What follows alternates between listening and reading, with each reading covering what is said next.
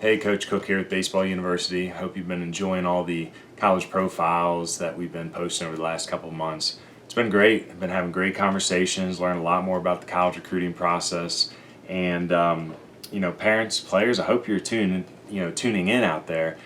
An hour of your time, watch a few of these interviews. You don't even have to go to these schools, but just listen to what they have to say, and you'll feel so much more comfortable. You'll save yourselves potentially months of anxiety. I had a conversation with a gentleman a little over a month ago. His name is John Gold. He runs his own podcast called The Mind Leads Performance with another gentleman named Andy Harris. And I'll put a link up in the comments below so you can visit his websites and see some of the projects he's working on. Now, John is a mental skills performance coach, and he's also working in the mental health field as well. And there is a big difference, and he's going to take the time to explain that. However, I didn't really treat this like the typical interviews that I do, where I profile the school and keep the attention on the baseball coach. John and I, this kind of developed into more of a conversation. So that's exactly what we're going to call it, is a conversation with John Gold. I'll probably split this up into about 10 parts. And when it's finished, I'll post the whole segment on baseballu.org. But kids, parents, please listen in. Major League Baseball, college, they're all investing in mental skills performance, truly trying to unlock your potential. The key to that is going to be your own brain. So please enjoy this segment. I'm very excited about it. And like I said, just keep tuning in over the next couple weeks to see all 10 parts. All right, enjoy.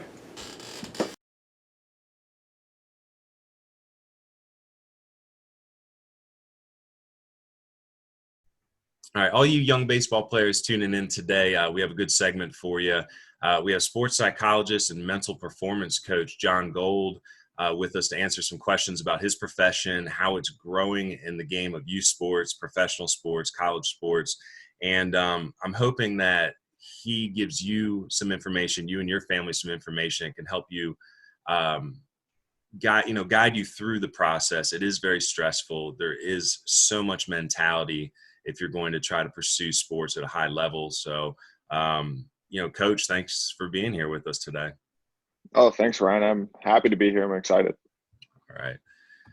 All right. So the first question I have for you, I guess just explain your profession, what led you to it, and, ultimately, what your day-to-day looks like as a mental health performance coach.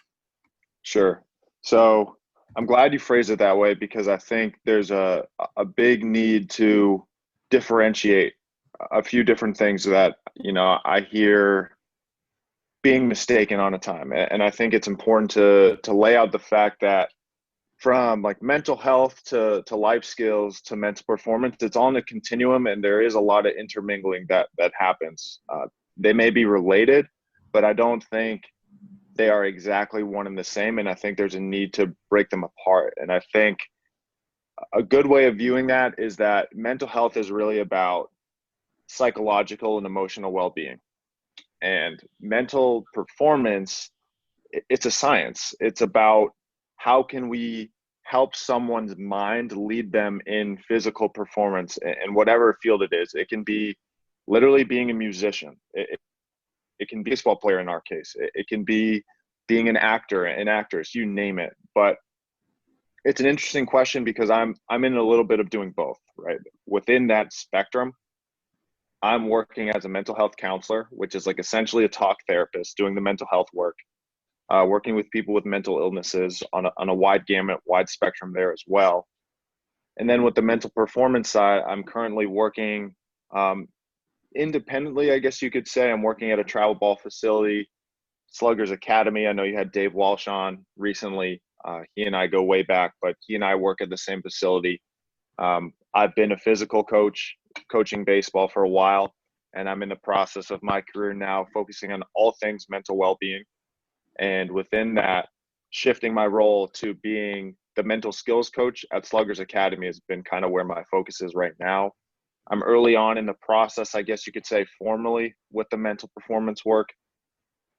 Realistically, though, when I reflect on all my time coaching, I've always been the person focusing on the mental side, whether I was fully aware of it in the moment or not.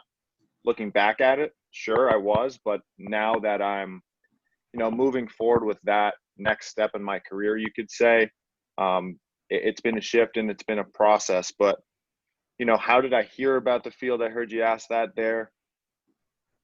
When I was coaching college baseball last spring, it was my first step. I was volunteering at Albertus Magnus College in Connecticut. I was coaching, and I had joined the American Baseball Coaches Association, Ryan, and they put out a terrific podcast. And I was listening to the podcast, and they kept mentioning this name, Ken Ravizza, Ken Ravizza, Ken Ravizza, in this book, Heads Up Baseball 2.0 with Tom Hanson. And I picked it up, and I read it, and I read it again, and I read it again, and I loved it. And yes, it was a game on the mental game of baseball, but it was more like a book on competing, like end of sentence, just competing in what you're doing. And then from there, I picked up The Mental Game of Baseball by Harvey Dorfman, and it was just kind of a spiral for me where I fell in love with it Books will do that, man. I'm an English teacher. I love it. there. For sure, no doubt. Actually, I want to write a quick question down here. Yeah, go for it. This will come up later, but it's going to be about like what is competition like from your perspective, because that's something I've always tried to talk to kids about. Like, how do you make like your main competitor yourself, like within a scenario? How do you perform the best that you can possibly do? Like, how do you compete against the elements and the environment as opposed to focusing all your competition on the people around you, even your opponent? Because I think that can overwhelm a kid sometimes. It's like, I'm not as good as him. Okay, well, how do you compete it again? You can still compete against that. You know what I mean? Yeah. So how do you compete with those variables? So it's very mathematical. So I want to definitely make sure I come back to that one. All right. I like this question, but I want to make sure I'm posing it right. You said, how did you discover your voice and when I'm getting in the field? So that's kind of like,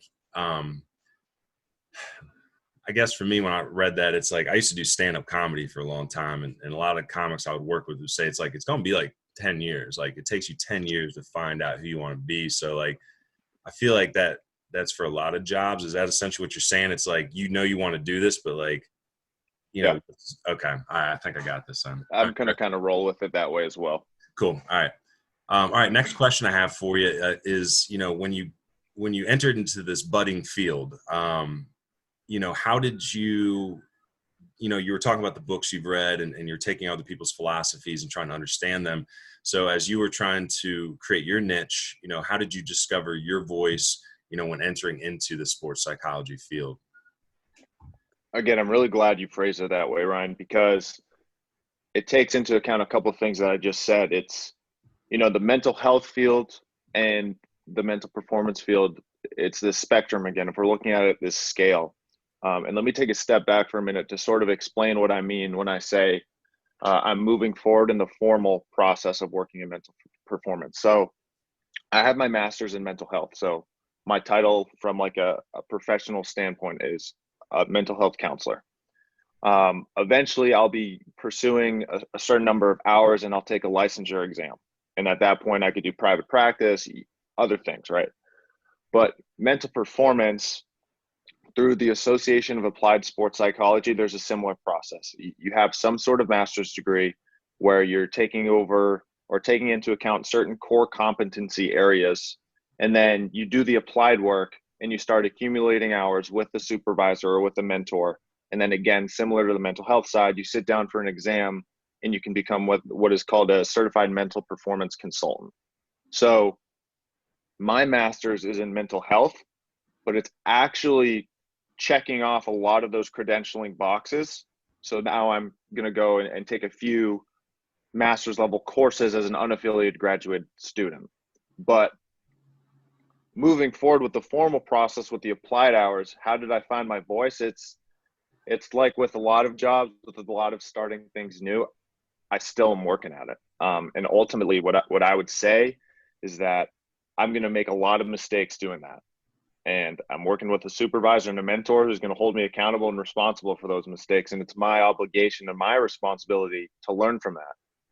And when I think about finding my voice, it's being myself and taking into account the things that I've learned and the things that I feel drawn to, trying to apply it. And then if that doesn't feel right, it's just making adjustments and shifting gears on the fly. I think a lot of the philosophy or the theoretical backgrounds, they're coming from my mental health approach. So like whether it's if people have specific questions, I can give Ryan my contact information. People can ask questions. But like when I think about certain approaches or certain philosophies, I think about, the interactions, thoughts, feelings, and behavior. So like a cognitive behavioral approach. I think about acceptance and commitment therapy. So like in baseball, right? Things happen.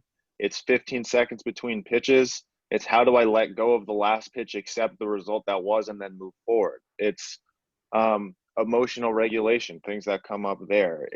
There's a lot of different philosophies that kind of intermingle and go into my head, but it's really more about being my authentic self and also just working with the person in front of me and figuring out what makes the most sense for them. Cool, man. These are good responses. I like this. It's gonna be fun. So, mental health performance, or excuse me, I should say just mental performance, the sports psychology, you're dealing with the human brain. I mean, it's the most fragile, human element, and I guess you have to consider so much when you sit down with new clients. So my next question is, what is the most important piece to consider in your consulting work? I think, again, it's, whether we're talking mental performance, mental health, being a teacher, being a gym teacher, being a CEO, it's who you're working with, man. It's how am I going to ask someone to buy into what I'm saying if I don't care about who they are? It's how do I go about forming that relationship? And to me, it's about fostering trust. And I rely really heavily on my counseling skills to form those relationships, even when I'm not thinking about working with a client in the office for mental health, or working at the facility, or now on Zoom when I'm working with a student athlete for the mental performance side. It's listening, it's asking the right questions, it's letting them empowered so that they can steer the ship and that they don't feel like I'm just applying intervention on intervention on intervention on top of them. And again, it's what are their needs, and letting them, through conversation and dialogue, start that process. And I think even before that,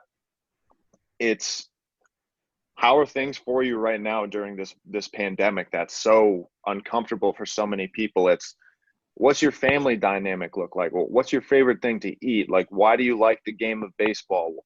What brings you into the office today? Just like getting to know the person, and maybe even getting to know the person outside of what's immediately the reason you guys are together. I think that's really important. It shows that you're interested in them. All right, so I'm going to ad lib one on that. So, Yep.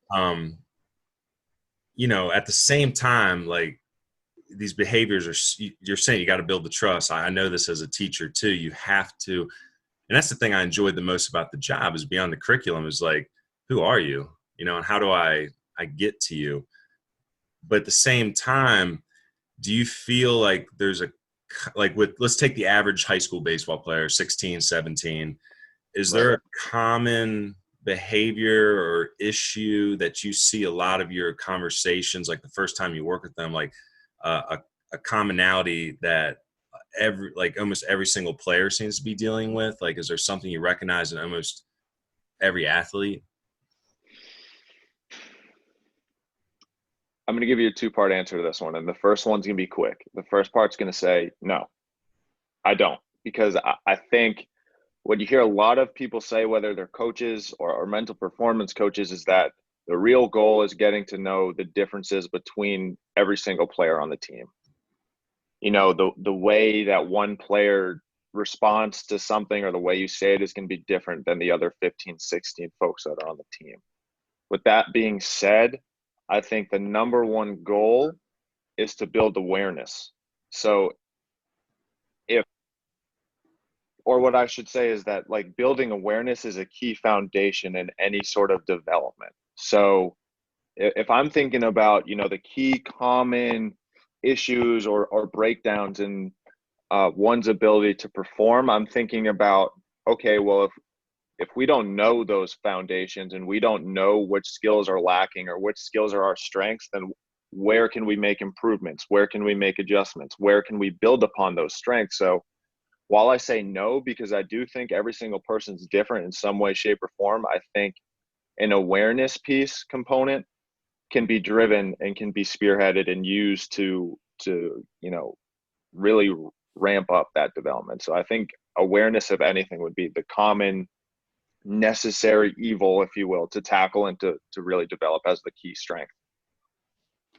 Yeah, I mean, that answers the question for sure. That's because I mean, that's exactly what I was getting to. It's like, as a teacher, you can't be a blanket, with the kids, but at the same time, is there one thing you're trying to instill or recognize? So I Yeah. forget where I heard it.